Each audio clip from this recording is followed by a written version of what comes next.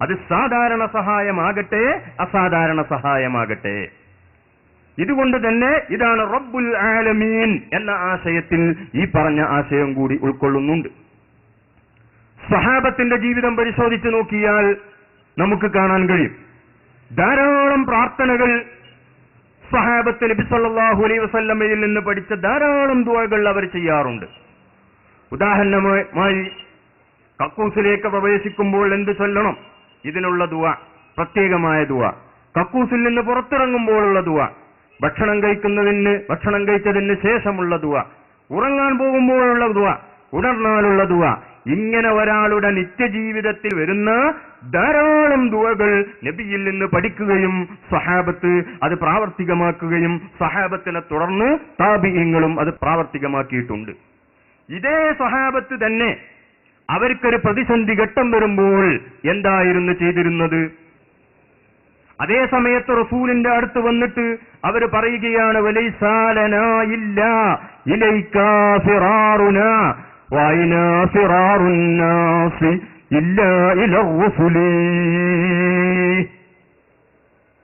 നബിയേ, തങ്ങളിലേക്ക് ദാ ഞങ്ങൾ ഓടി വന്നിരിക്കുന്നു, അള്ളാഹുവിന്റെ പ്രവാചകന്മാരിലേക്കല്ലാതെ മറ്റെങ്ങോട്ടാണ് അവർക്ക് പോകാനുള്ളത് എന്ന് പറഞ്ഞ് നബിയോട് വന്ന് നബിയോട് ദുആ ചെയ്യാൻ പറഞ്ഞ് നബി നേരിട്ട് ദുആർന്ന് അള്ളാഹുവിൽ നിന്ന് മഴ വാങ്ങിച്ചു കൊടുക്കുകയാണ് ചെയ്ത ധാരാളം സംഭവങ്ങൾ സഹിയായ ഹദീസുകളിൽ കാണാം.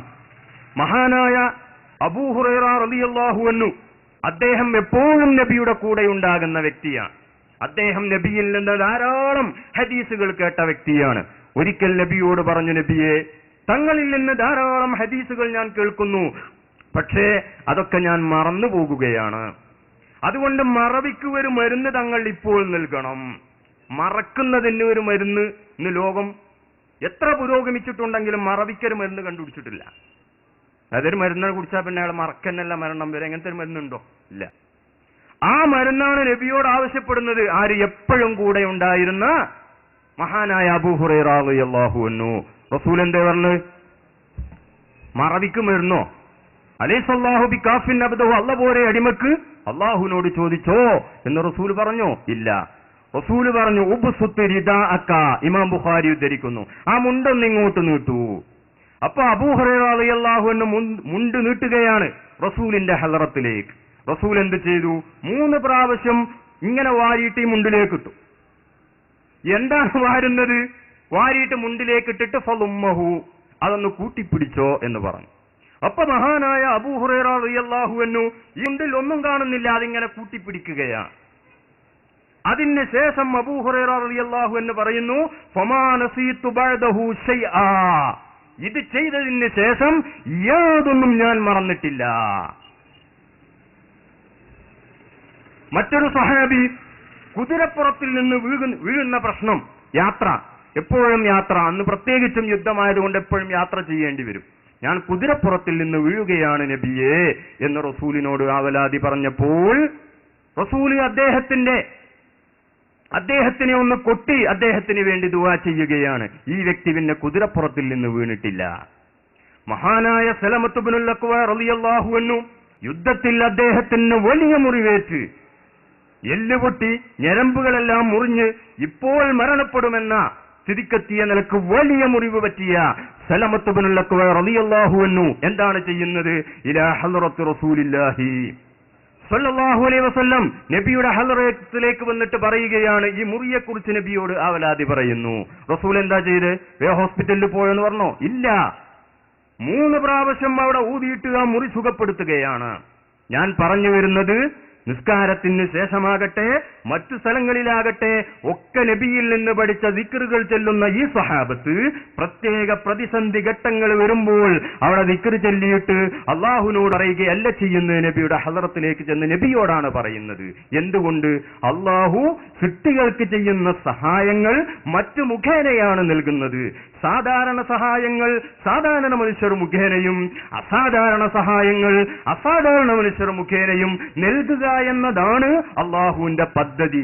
അതുകൊണ്ടാണ് അള്ളാഹു പറഞ്ഞത്, ഇന്നമാ വലിയുക്കുമുല്ലാഹ്, തീർച്ചയായും നിങ്ങളുടെ സഹായി അള്ളാഹു മാത്രമാണ്, വറസൂലുഹു, അള്ളാഹുവിന്റെ റസൂലും മാത്രമാണ്. വല്ലദീന ആമനുല്ലദീന യുഖീമൂന സ്വലാത്ത വയൂതൂന സകാത്ത വഹും റാകിഊൻ. വിശ്വസിക്കുകയും സൽക്കർമ്മങ്ങൾ പ്രവർത്തിക്കുകയും ധാരാളം സുന്നത്ത് നിസ്കരിക്കുകയും ചെയ്യുന്ന സത്യവിശ്വാസികളും മാത്രമാണ് നിങ്ങളുടെ സഹായികൾ. അപ്പോൾ അല്ലാഹു സുബ്ഹാനഹു വ തആല ജനങ്ങൾക്ക് സഹായം തേടാനുള്ള കേന്ദ്രങ്ങളായി പരിചയപ്പെടുത്തിയത് 3 കേന്ദ്രങ്ങളാണ്. ഒന്ന് അല്ലാഹുവിനോട് ചോദിക്കാം, വിരോധമില്ല. മറ്റൊന്ന് അല്ലാഹുവിന്റെ പ്രവാചകൻ ചോദിക്കാം, വിരോധമില്ല. മറ്റൊന്ന് സജ്ജനങ്ങളായിരിക്കുന്ന അല്ലാഹുവിന്റെ സാലിഹീങ്ങളും മൗലിയാക്കളുമായിരിക്കുന്ന ആളുകൾ, അവരോടും ചോദിക്കാം, വിരോധമില്ല.